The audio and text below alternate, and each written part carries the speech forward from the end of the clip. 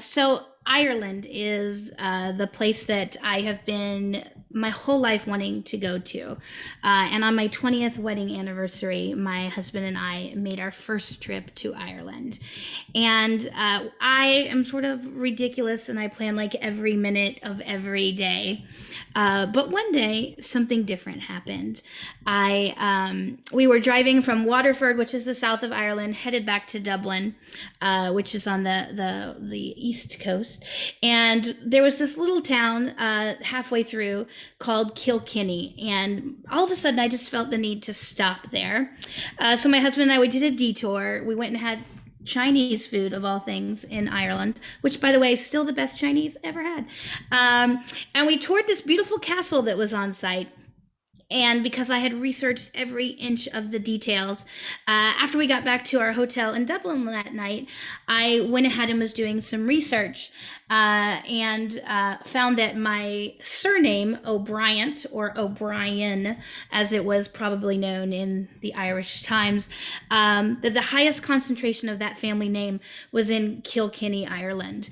And it was just so interesting that something pulled me out of the norm and made me stop and tour this beautiful town and the castle, and then to find out that perhaps the people of my ancestry, this was their home. And you talk about feeling at home and feeling like you belong, and it was just a moment where that's exactly how I felt.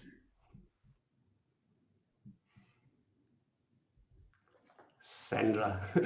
It's so stereotype and so touristic, but it feels so good to sit in Kilkenny in a pub and drink a Kilkenny.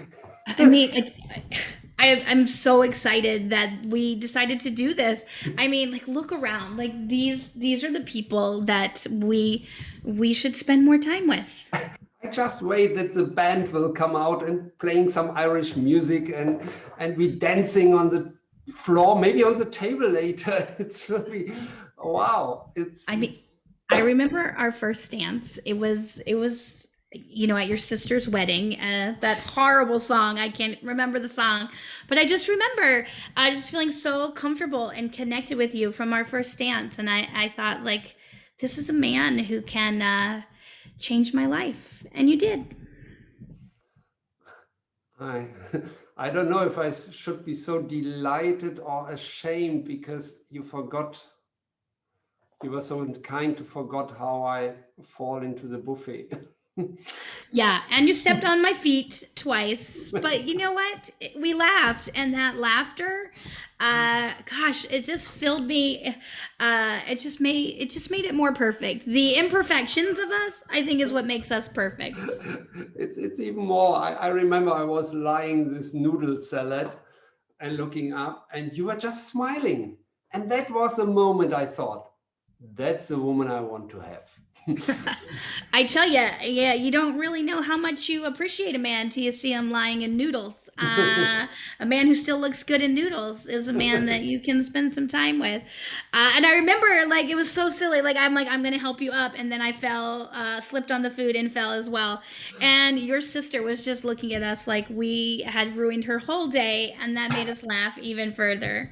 Um, I remember when I told my sister that we had afterwards this wonderful night and I decided I want you to be my wife, and you would have seen my sister's eyes. Oh, she went mad. you knew that the first night? I don't think you ever told me that. Was our first night. Yeah, but I don't think I realized that you thought I should be your wife after the first day. I thought it was just me who thought, like, after the first day that we should be together. Yes, I was a bit reluctant to. I was a bit shy, maybe. It's because you're a powerful woman. Eh? You can really make it difficult for men to approach you. It's you're so full of energy. You're smiling. You're rocking. And I was standing there like that and was thinking, how do I do it? And then I just decided, have the roses. Do it traditional. Yeah. Um,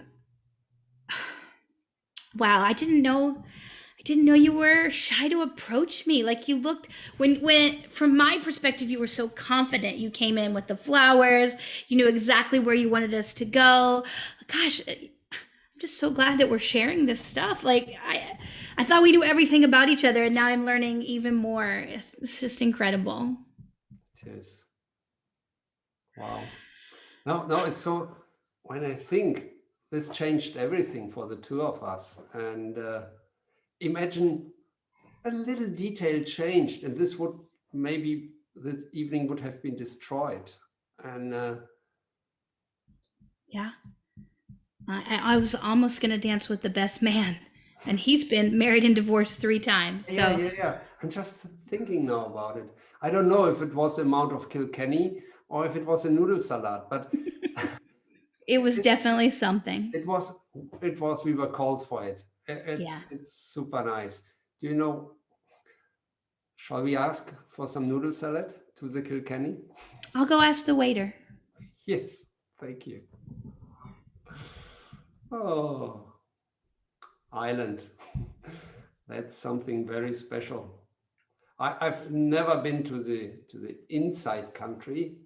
Um, I was in Northern Ireland, in Belfast, which is for sure very, very different from the rest of Ireland. But on the other hand, it's also Ireland, and I was there for a workshop for a festival, the Belfast Improv Festival with Paul Moan, and I can't tell you how this was. I was late. Of course, a plane via Manchester came too late, in much too late, 2 or 3 hours.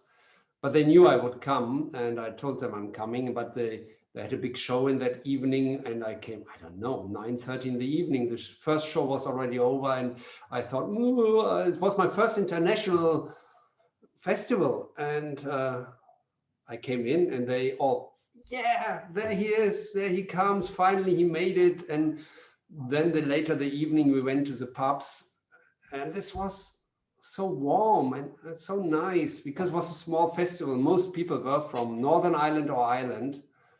And then suddenly, boom, boom, boom, last order. It was 1 o'clock. I was really not used to that. And so we had to drink fast. And luckily, there was a wonderful improviser. I forgot the name. It's already a long time ago. She's from Australia, and she was a good singer as well. She had really some nice opera singing skills, and she did a musical there, and she also couldn't sleep. So we were just walking, and it was very hot. It was a hot summer. Even in Northern Ireland, it was hot. So we were walking through the city, through Ireland, first time for me, for her. And yeah, then we had to hurry home because next day started early, of course. So I remember it so nice. So I'm still happy. It's I only can say, go to Ireland, feel it yourself. It's hard to explain. You have to go there and feel it yourself. Then you will be changed. You will be changed, I'm sure.